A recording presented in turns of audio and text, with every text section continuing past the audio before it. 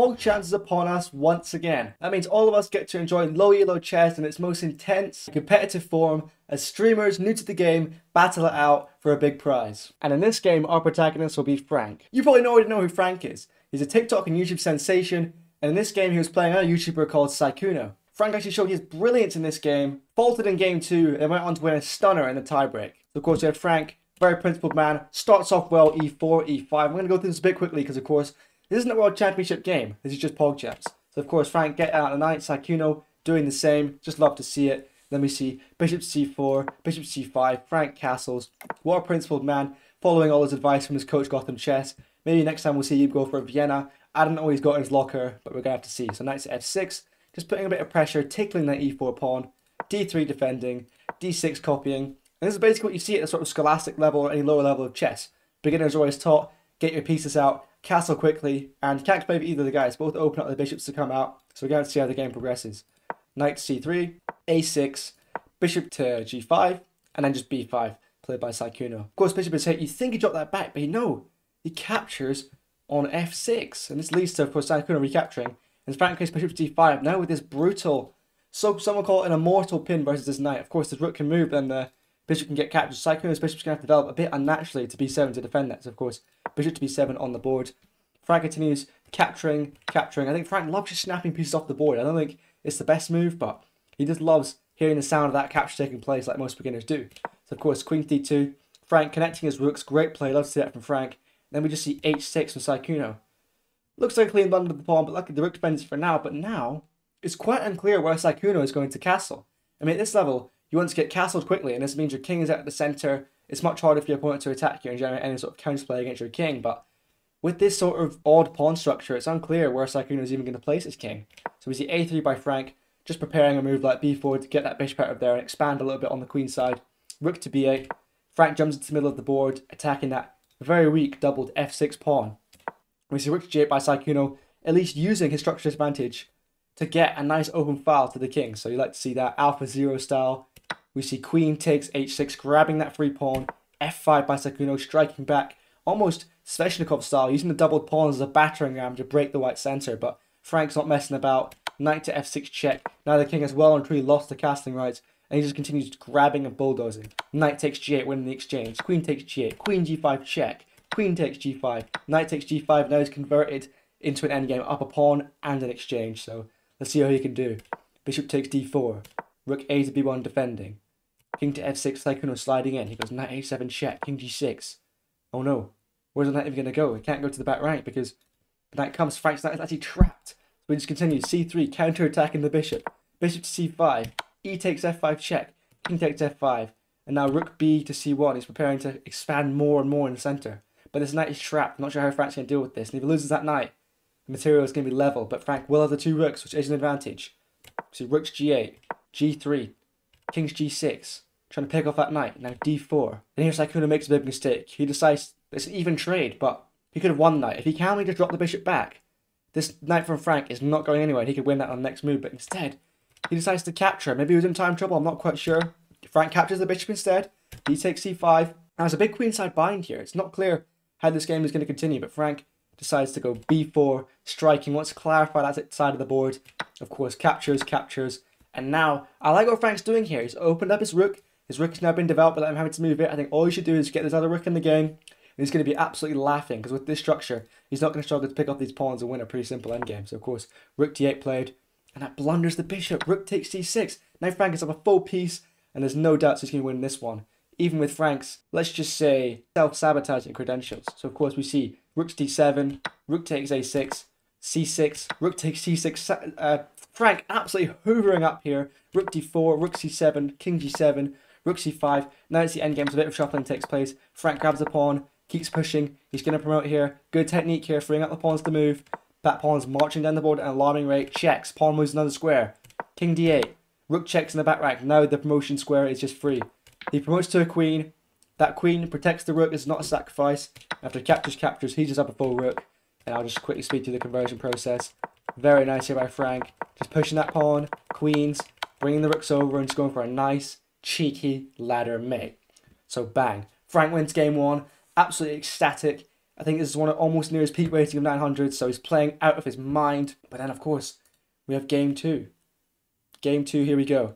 Sykkuno with the white pieces. People normally win with the white pieces in pogchamps, so if Frank can defend here, or even secure a draw, he will win the match. So it's all to play for here. We see a very similar opening, but Sykkuno going for the fried liver, and Frank busting out the Traxler. That's what this bishop c5 move is, called the Traxler counterattack. I'm not sure if Frank knows what the Traxler is. Maybe he does. So of course Sykkuno takes here with a fork on the queen and the rook. Looking a bit dicey for Frank, but bang! Bishop takes f2 check. I guess Gotham or Levy may have taught him the Traxler counterattack. This is pretty impressive. Sykkuno takes with the king. And we see knight takes e4 check. Frank booked up on the theory of the Traxler. Taking that bishop is actually a little bit inaccurate because black gets so much counterplay. Of course your king is a bit weak, but then this open file can be used for the rook and it can get very precarious with white pieces extremely quickly. So we see king to a3, queen h4 check, knight takes h8, Sykkuno grabs that rook. He's now up 7 points of material, but Frank has this big counterattack. But can he convert it? Does he know what to do at this point onwards? We see queen f2 check, but that blunders the knight to king takes a4. Queen f4 check, Frank keeps checking, desperately trying to get something for this position, but after king d3, queen d4 check, looks like mate, unfortunately it's not. The king slithers away to e2. We see queen takes e4 check, he picks up the bishop for his troubles, but he's still down 7 points of material. Queen swings over, doesn't go for the queen trade very wisely, but after g3, queen b4 check, Frank is just forcing his opponent to get his pieces out, which is not what we want to be doing. He goes queen takes b2, almost looks like it wins the rook, but knight c3 played very wise with Sykkuno. Now the queen defends the rook, he's discovered that attack. Knight d4, trying to march in, cause some problems for Sykkuno. Sykkuno counterattacks Frank's queen, and Frank captures on c2 with check, defended by the queen. So of course king has to move out of the way. Then we see knight to e3 check, with the idea that if the bishop takes here, he can take the knight. So actually quite high level play from Frank there. Bishop takes, queen takes, rook c1, and then we see queen to a3, just getting the queen on a safe square. Now, white's position is looking a bit discombobulated. His king is looking quite weak now. And this knight, it's unclear how that's going to get back into the game. So still all to play for Frank here, even though he is down a full rook. But at this level, doesn't really matter all that much. So we see h4, queen to f8 check. Frank checking a lot, but this time he manages to pick up the knight. So we see rook to f1, d6. Sykkuno decides to strike back in the center. Frank getting all his pieces out. Rook c2, long castles. Frank loves a cheeky long castle. D takes, and we see rook to d2, putting a lot of pressure on this back rank. If this queen was to vacate, it could spell disaster for the black king. So of course, Frank decides to grab that pawn because that rook is pinned to the queen. Very high level play. Sorry, I'll go back. If the rook takes the bishop there, it'll be rook takes queen. So you'll just be up basically a rook for a queen, and Frank will be able to win this. Probably, maybe not win, but it's very likely he'll be able to get some sort of perpetual check because the queen is just so good at getting a perpetual check on the white king if he was able to find that. So instead we see queen's g4 check. Frank's king slides out the way, and now that back rank is looking a bit weak. We see rook takes a2. Sykkuno decides to grab the bishop, doesn't care about the back rank. h5, hitting the queen, queen to e2, and now Sykkuno's just up so many points of material. With these little pieces on the board, all Frank's got is a rook and a queen versus 2 rooks, a queen, and a bishop. So it's not looking good for Frank here at all. He's just pushing his pawns, but Sykkuno is just marching in. Rook slides up, rooks are in the game. Sykkuno wants to trade, Frank obliges. Now all he's got left is just one lonely queen against his basically whole army. But he has got a lot of pawns, but it's going to be hard for Frank to even get anything started with this many pawns. Because pawn play against pieces is very hard to conduct. Queen takes 6, rook e8 check, and that's it. Sykkuno has picked off Frank's queen, and now he's got nothing left to play for. Sykkuno moves forward, starts hoovering up all the pieces, after a bit of fumbling, manages to get a checkmate on b8. So now we're going to the tiebreak. The tiebreak is 1 blitz game.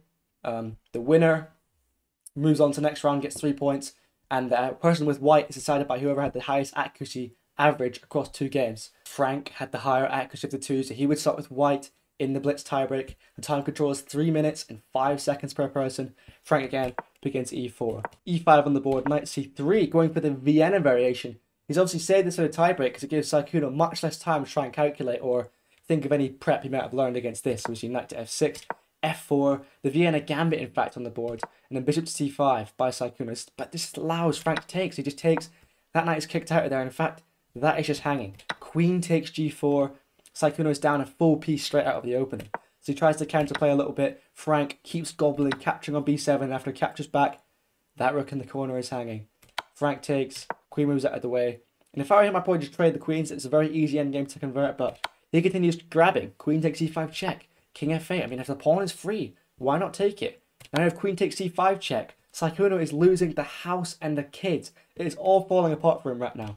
Queen e7. Queen takes e7. Frank has finally traded. The conversion process just giving an absolute formality at this point. The only problem is, he just has to not stalemate. So of course, pieces march into the board. He picks up a rook as well. Gets his other pieces into the game. Check. Castles. Gets his knight out. Gets his bishop out.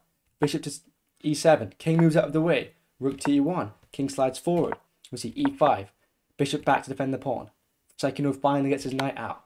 Check. King moves. Bishop moves. Knight takes e5. Bishop takes e5. Now, threatening all sorts of discoveries with the bishop moving. I mean, can't be that deadly because black hasn't even got that many things to lose at this point. So, king slides out of the way. We see knight c7 check. King c5. Knight f5. And now we see this king is getting shepherded over to this queen side almost kill box because all these pawns just control so many squares around that king. It's only a matter of time until a checkmate comes. But with these minor pieces, these can be a bit tricky to spot. So let's see what Frank does. Again, king locked away on the queen side. Rook comes in and checks. Rerouting the knight around. Check again. That knight is defended by the bishop, so it has to slide forwards. King comes forward. And as you can see, these knights control a lot of squares around the white king. So in fact, rook to c4 would be checkmate. And Frank, being an absolute genius, slides his rook over 2 squares. And that is checkmate on the board. Frank has won his second match of PogChamps like an absolute beast. So if you want to see more PogChamps content, I'll probably be doing recaps of each day. Maybe like the video if you like content like this. Or even comment whose games you want me to review next. And hopefully I'll see you guys in the next one.